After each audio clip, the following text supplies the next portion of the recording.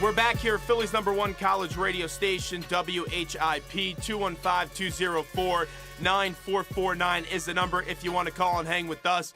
Temple comes off a tough loss in their home opener, and they dropped to 1-1 on the year after defeating Penn in the season opener at the Palestra. Let's go out to the hotline right now and welcome in a man that is no stranger to the area of Philadelphia, as he was a coach at Villanova, Manhattan, and UMass. Compiled a 280 and 237 record in his collegiate head coaching career, and now he's a CBS Sports Netwrok college basketball analyst, and that's our good buddy Steve Lappas, whose son Peter Lappas is actually a graduate assistant on Fran Dunphy's staff. So, Coach, it's Zach Gelb and Chase Sr. How you been?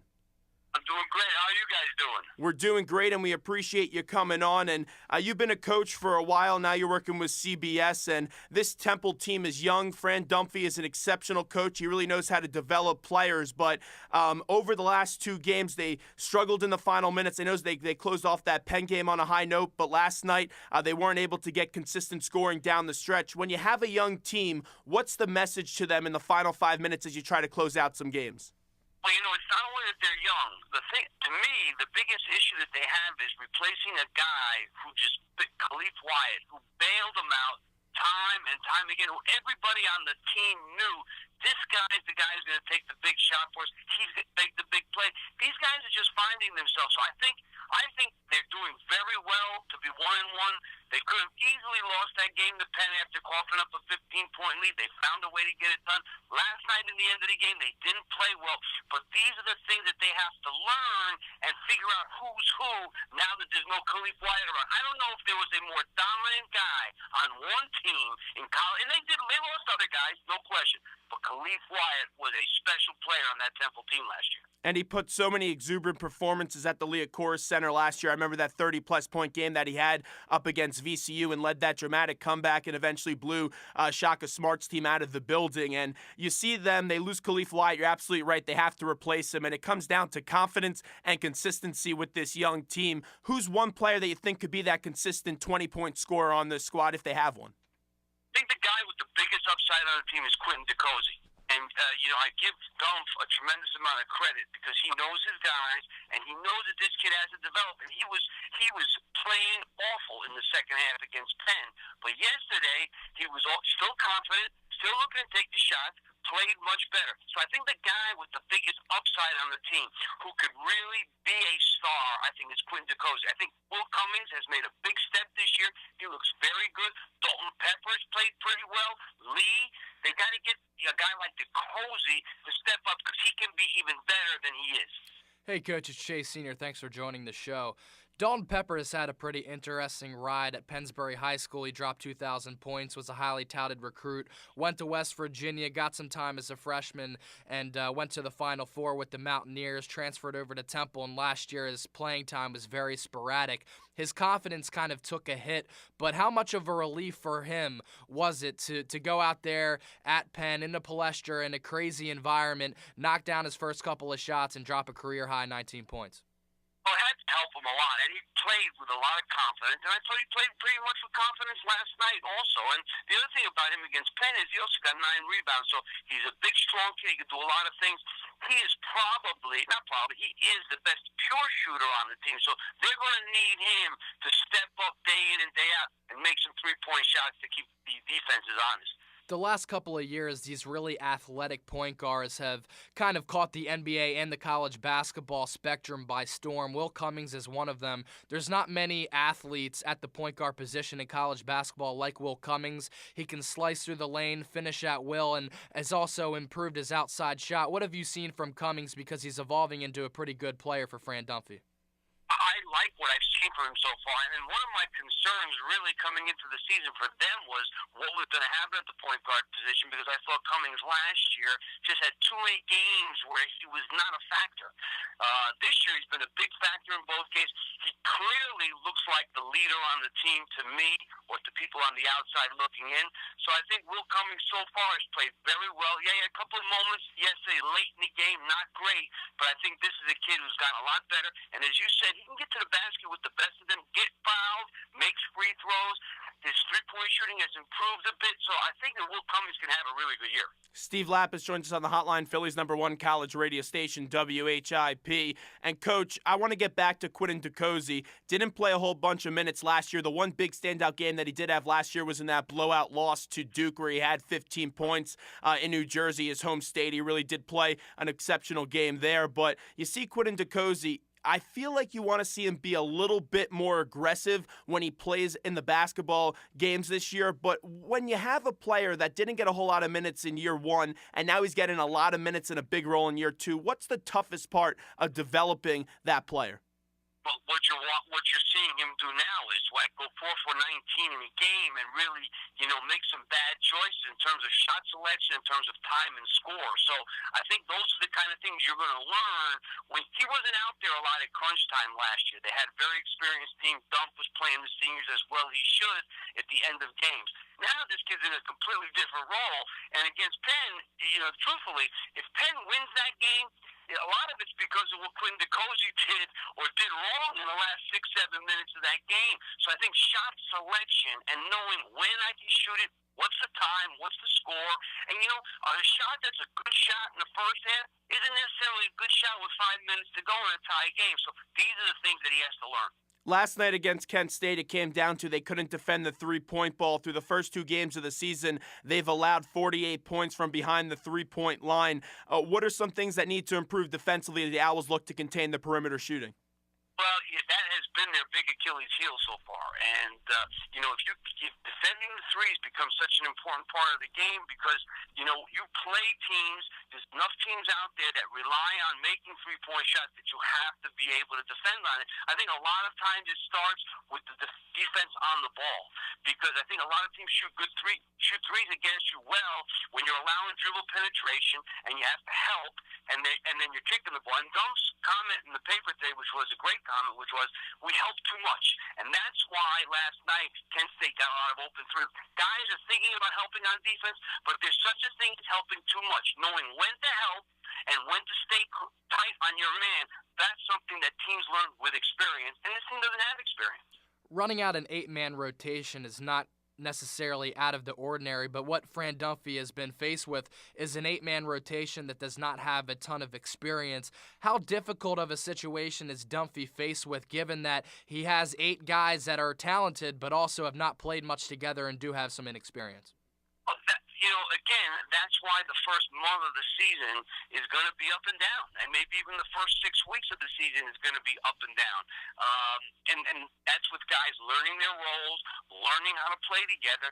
And to me, as I said, the biggest thing is, even for Dump, a big thing about we don't have that guy who we used to give the ball to, and the whole building knew he was going to get. I mean, I can't accentuate enough. To me, what a force I thought Khalif Wyatt was. This guy was when you have a guy like that in terms of what it does for your coaching staff, your players, everybody in the building knew this guy was going to do something for you. Now they have to figure that out. So these are the issues that they have to deal with over the next month, 6 weeks, in terms of having a good season. Now, Khalif Wyatt, he's playing in China, didn't find a way to get on an NBA team, which I'm really still scratching my head about this. I know people say he doesn't have the skill set to be an NBA player, but the guy is a winner. When you have a young group like this and you replace a superstar like Khalif Wyatt, and these players hear from the reporters all the time about how great Khalif Wyatt was, can that all be a distraction to a young team that's trying to grow and really find their own identity here? Well, there's no doubt it can be a bit of a distraction, but I think that these guys are just going to concentrate on what it is that they have to do. And, Dump is as experienced and as good a coach as you're going to find in this country, and he's got a great staff. They will get this. I'm impressed. I'll be honest with you. I'm very impressed with the way they are playing so far. Yes, didn't win yesterday, and they haven't extended the 3, and they've made some questionable decisions at the end of games. But I really think they look good in parts, and the problem is they've got to become good for 40 minutes. And I think they've had 30 minutes in each one of these last 2 games where they've been pretty good. So I don't think it's a bad start for them. They have to get to the point where they can do it for 40 minutes. A few more questions with Coach Steve Lappas before we let him run. Works for the CBS Sports Network as a college basketball analyst now. Two other players that I've been really impressed with through the first two games of the season have been Anthony Lee and Mark Williams. The two big men look really promising this year. I could see Lee averaging a double-double consistently. He's done it through the first two games. And Mark Williams, he's a freshman. Dunphy usually doesn't play a whole lot of freshmen, a lot of minutes, but he has to this year with the lack of depth on this roster. And Williams' defense has been really impeccable so far throughout the course of the season.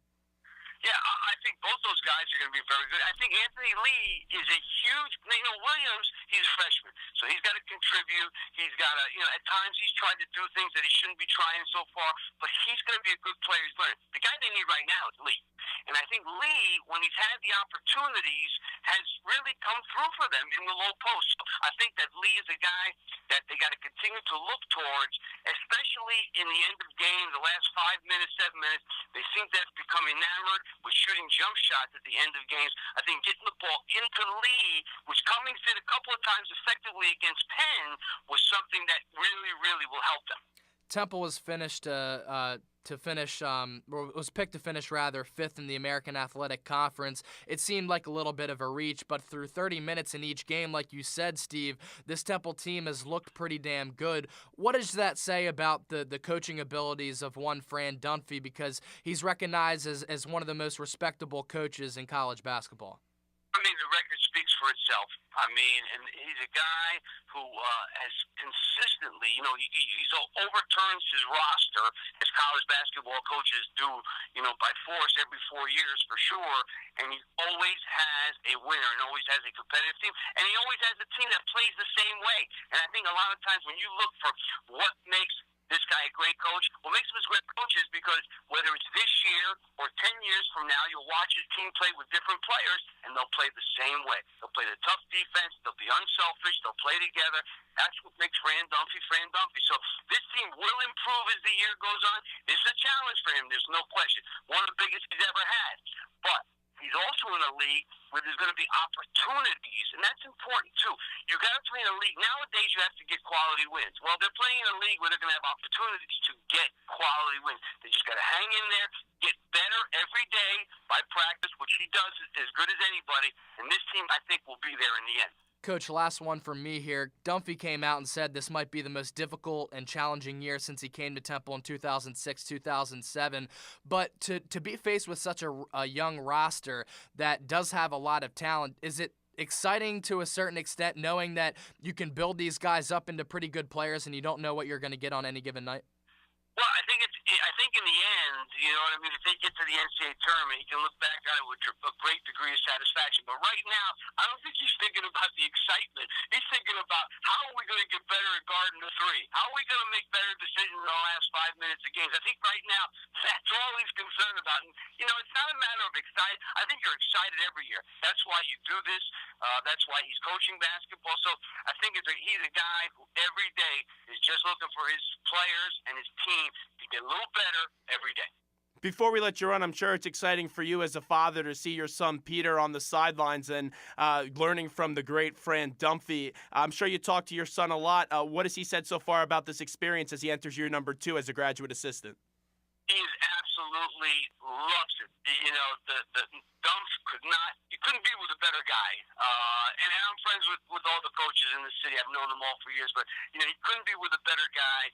The staff has treated him great, and they've given him, he's part of the staff. They'll talk to him about the game. It's not like he's there and he's just, getting the water bottles, which he's doing, and all that stuff like he has to do. But they're asking him how he feels about things and what he thinks about what he sees. So it's been an unbelievable experience for him. You know what I mean? And I couldn't personally thank Dunphy that he's given him the opportunity. Coach, excellent job today on the show. We appreciate it, and we look forward to talking to you as the basketball season continues here at Temple. Let me just throw this one last thing at you. Tomorrow night, I'm doing the Villanova Mount St. Mary's game at the Pavilion. It's the first game that I'm doing in the Pavilion, so I'm excited about that. Excellent atmosphere out there, Coach. We appreciate a few minutes today. Thanks. Coach Steve Lappas right there on the hotline, Philly's #1 college radio station, WHIP. He'll have the call for tomorrow's night game as Villanova gets ready to return to college basketball action. 215-204-9449 is our number.